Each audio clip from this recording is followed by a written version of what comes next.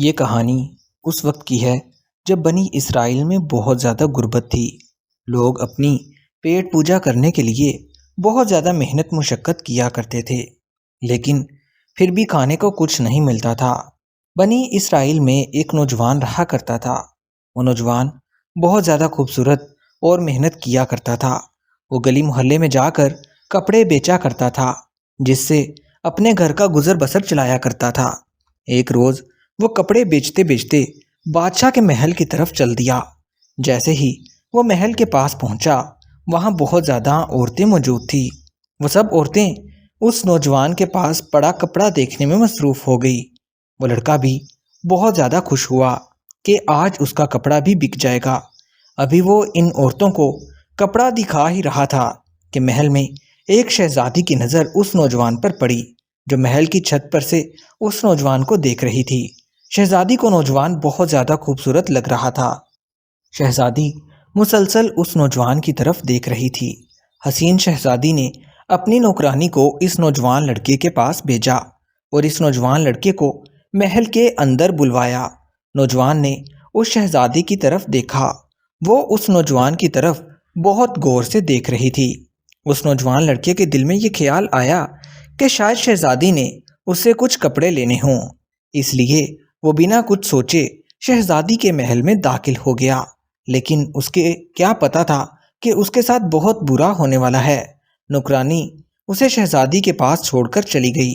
نوکرانی اس نوجوان لڑکے سے مخاطب ہوئی اور کہنے لگی، میں نے اپنی زندگی میں اتنا خوبصورت لڑکا کبھی نہیں دیکھا۔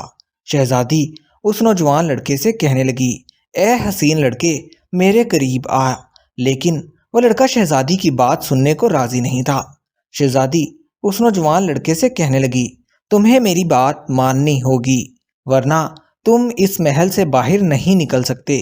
شہزادی کی ایسی بات سن کر وہ لڑکا بہت زیادہ پریشان ہو گیا، کیونکہ وہ بہت زیادہ نیک تھا۔ نوجوان اس شہزادی سے معافی مانگنے لگا اور کہنے لگا، اس رب سے ڈرو جس نے ہمیں پیدا کیا ہے۔ نوجوان نے شہزادی کو بہت زیادہ سمجھانے کی کوشش کی، لیکن شہزادی اپنی ضد پر قائم تھی۔ شہزادی کو غصہ آنے لگا۔ وہ اس نوجوان لڑکے کو دھمکیاں دینے لگی۔ شہزادی نوجوان لڑکے سے کہنے لگی، اگر تم نے میری بات نہ مانی تو میں بادشاہ سلامت کے پاس شور مچاتی ہوئی چلی جاؤں گی۔ میں بادشاہ سلامت سے یہ کہوں گی کہ اس نوجوان لڑکے نے میرے ساتھ بہت زیادہ بدتمیزی کی ہے، اور اگر میں نے ایسا کر دیا تو بادشاہ سلامت تمہیں کبھی زندہ نہیں چھوڑیں گے۔ تمہارے آنے والی زندگی خراب ہو جائے گی۔ نوجوان بہت زیادہ پریشان ہونے لگا کہ یہ میں کہاں پھنس گیا ہوں۔ نوجوان نے اس شہزادی سے کہا کہ میں آپ کی ہر بات ماننے کے لیے تیار ہوں، مجھے سوچنے کا کچھ وقت دیا جائے۔ یہ کہہ کر نوجوان محل کی چھت پر چڑھ گیا۔ ادھر ادھر دیکھنے کے بعد نوجوان نے سوچا، کیوں نہ اس چھت سے چھلانگ لگا دی جائے۔ چھلانگ لگاتے ہوئے وہ اللہ تعالیٰ سے بار بار دعائیں مانگ رہا تھا، اے اللہ پاک، مجھے نافرمانی پر مجبور کیا جا رہا ہے، لیکن میں اس برائی سے بچنا چاہتا ہوں۔ یا اللہ پاک، تو ہی ہے جو مجھے اس برائی سے بچا سکتا ہے۔ یہ کہہ کر اس نوجوان نے چھلانگ لگا دی۔ اللہ تعالیٰ نے اسی وقت فرشتوں کو حکم دیا کہ جاؤ اس نوجوان کو بچاؤ۔ نوجوان جب زمین پر گرا تو بالکل صحیح سلامت تھا، اور وہ نوجوان اٹھا اور محل سے باہر آ گیا۔ اس نوجوان نے اسی وقت اللہ تعالیٰ کے حضور شکرانے کے نفل ادا کیے۔ اس روز وہ نوجوان اپنے گھر واپس آ گیا اور رب سے دعا کرنے لگا کہ اے اللہ، تو مجھے ایسا کر دے کہ میں اپنے گھر بیٹھ کر کھا سکوں اور تیری عبادت بھی کر سکوں۔ دعا کرتے ہی اس نوجوان کی یہ دعا بھی قبول ہو گئی۔ وہی فرشتہ پھر سے حاضر ہوا اور اس نے ایک سونے کی اینٹ اس نوجوان کے حوالے کر دی۔ اس نوجوان نے پھر سے اللہ تعالیٰ کا شکریہ ادا کیا۔ کچھ ہی دیر کے بعد اس فرشتے نے اس نوجوان کو بتایا کہ جو سونا تجھے عطا کیا گیا ہے، یہ اس صبر کا 70واں حصہ ہے جو تو نے اس گناہ سے بچنے کے لیے کیا تھا۔ اللہ تعالیٰ تم سے راضی ہو گیا ہے۔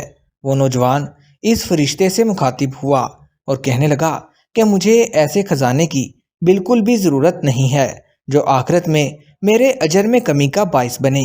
میں یہ سونے کی اینٹ واپس کرنا چاہتا ہوں، مجھے اس کی بالکل بھی ضرورت نہیں ہے۔ جیسے ہی نوجوان نے یہ بات کہی تو سارا سونا اسی وقت غائب ہو گیا۔ اللہ تعالیٰ اس نوجوان لڑکے کا امتحان لے رہا تھا اور اس نوجوان لڑکے نے یہ امتحان پاس کر لیا تھا۔ دعا ہے کہ اللہ تعالیٰ ہم سب کو نیکی کے راستے پر چلنے کی توفیق عطا فرمائے۔ اگر آپ کو یہ کہانی اچھی لگی ہو تو ہمارے اس channel Urdu and Hindi stories کو سبسکرائب ضرور کر لیں تاکہ ہمارے آنے والی ہر نئی کہانی کا نوٹیفیکیشن آپ کو بر وقت مل سکے۔ دوستو، ہماری ہر کہانی سبق آموز ہوتی ہے، اس لیے ہماری کہانی کو آخر تک غور سے سنا کریں۔